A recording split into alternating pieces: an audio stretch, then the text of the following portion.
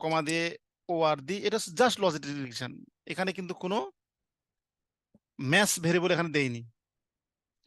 আর যেহেতু এটা math case control study, সুতরাং ম্যাথ ভেরিয়েবলটা আমরা অ্যাডজাস্ট করতে পারবো না। এখানে ম্যাথ ভেরিয়েবল কে, এজ এবং জেন্ডার, এই দুটো হচ্ছে আমাদের ম্যাথ ভেরিয়েবল। তাহলে কি করব, এখানে সি লজিট, এই তো সি লজিট, এইখানে দেব গ্রুপ, জি আর ও ইউপি গ্রুপ।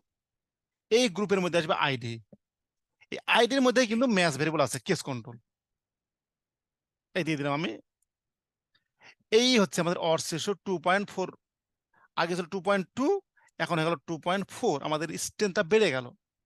এটা হচ্ছে আমাদের ম্যাথ কেস কন্ট্রোল স্টাডির ফাইন্ডিং। এখানে আমি এখন সিমিলারলি আমি